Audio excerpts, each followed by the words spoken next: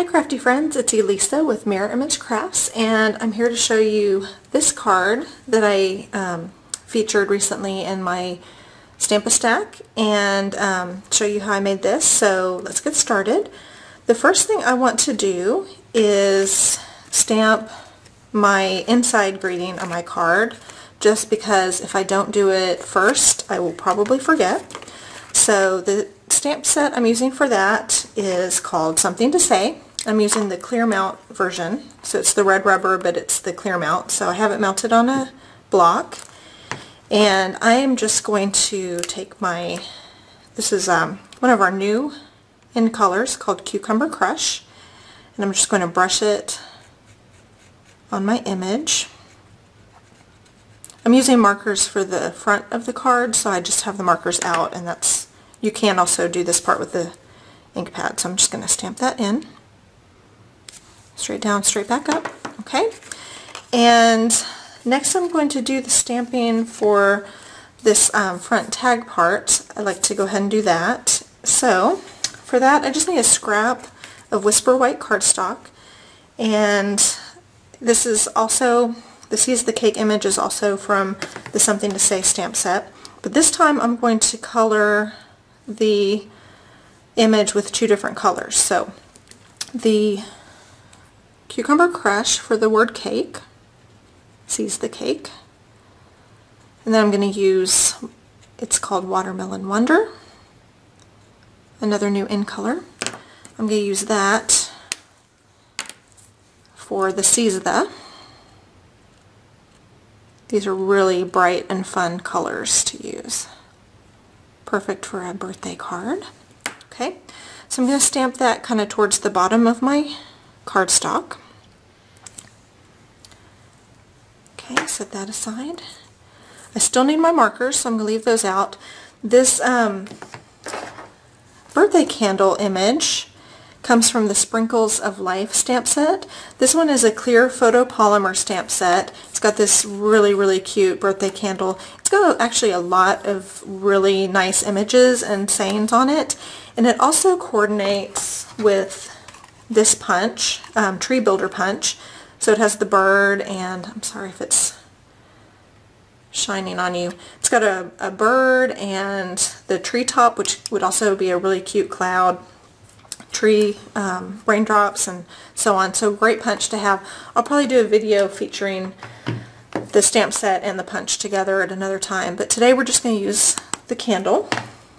So I'm also coloring the candle with two different colors. So I'm going to stamp it 3 times. I'm going to color the bottom of the candle with the Cucumber Crush and the top with the Watermelon Wonder, and stamp that right about there. Okay. Color it again. Even though it takes a minute to color it, it's not too bad. There, and one more time. I'm using just the side of my brush tip on my marker, and right about there. Okay. And then the next thing I want to do is, using my note tag punch, just kind of come in here and line it up kind of towards the bottom, because I'm going to punch a hole at the top. Punch that. And I'm going to set that aside for a minute because I want to show you how I did this center part on my card. I just have a strip, let's see, it's not quite an inch wide. You can really make it however wide you like, but I want to distress this because I'm going to do a technique called faux suede. So I have some water in my little spritzer, and I'm just going to spray this strip with some water just to soften it. Okay, that just makes it easier for me to crumple it. I'm going to crumple that strip. I'm just softening the cardstock because what we're going to try to do is peel the layers of cardstock apart, and you'll have, on the inside you'll see the cardstock kind of has a suede-y kind of texture. That's why it's called faux suede. So I'm going to let that dry for just a minute while I work on my tag. It peels apart better if it's a little bit dry. So I want to make a hole at the top of my tag, so I'm just going to take this small punch to the top. Okay. And I'm going to feed through a little bit of the Watermelon Wonder ribbon. I'll have all the dimensions for this project, the ingredients and the dimensions for everything. I'll have that at the end of the video. Okay, and then to finish that, I'm just going to tie this with some linen thread. You could also just tie that in a bow or a knot. I kind of like adding the little extra linen thread. Okay, now I'm going to trim everything because all of that is way too long, so I've got my craft scissors to trim that.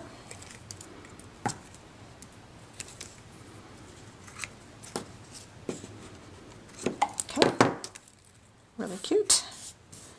Okay, I'll set that aside for just a minute. Okay, so now you could just put this on your card just kind of crumpled and distressed like that. Or if you really love the look of the ribbon, you can use the ribbon in place of that. That would also be really pretty. But I'm going to try to peel that apart. Once it's distressed and softened, the cardstock can kind of peel apart. Doesn't have to be perfect because you're kind of going for a distressed look. And you'll notice it once you get it started. It can peel apart kind of in two layers. And on the inside is what we're going to have facing up on our card. So you kind of want to go a little bit slowly just because, as you can see, this kind of tore. It's okay because I don't need both sides of it. I just need half of it. Okay, so I think that might work. Okay. Before I started the video, I went ahead and embossed this Cucumber Crush layer with my large polka dot embossing folder.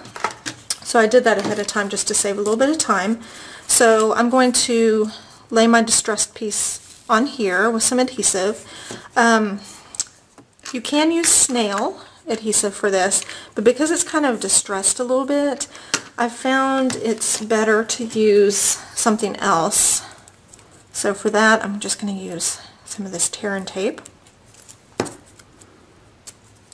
Just right there. Okay, you just place that down, peel the backing. Be easier without fingernails. There we go. And then you lay that on your card. I intentionally cut strips longer than what I need just so I can trim them. So I'm going to place that about right there on my card. Okay. And then I can turn it around and just give it a little trim. Okay. Alright, now this piece is going to go directly on my card front. My card front is the thick Whisper White, and I really like this new thick cardstock for card bases because I do like to make card bases that are white, and it's just thicker. It's not quite as flimsy as using the regular white cardstock, Whisper White. So I love that they're offering that now in the catalog. So thick Whisper White, and this I'm going to put on just with snail. Because my layer's embossed, I'm going to make sure I'm using plenty of snail. You could also use Fast Fuse or the tear and tape if you're worried about it. And then that just gets placed on my card. Okay.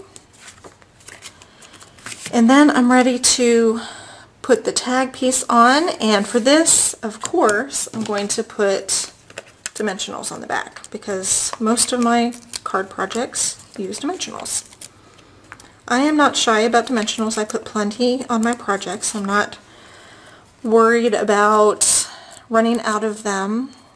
I have a ton. They're inexpensive. You get 300 dimensionals when you get a pack, and they last a long time. Okay, so there is the card. It's just that easy. You just need to make sure you have markers to get the two-tone on the stamps, and that's about it. So let me know if you have any questions. If you don't have a Stampin' Up! Demonstrator and you need one, then I would be happy to earn your business. Just let me know, just hop on over to my blog and let me know if you need a catalog, and I will get one in the mail to you right away. Have a great day, and I'll see you soon.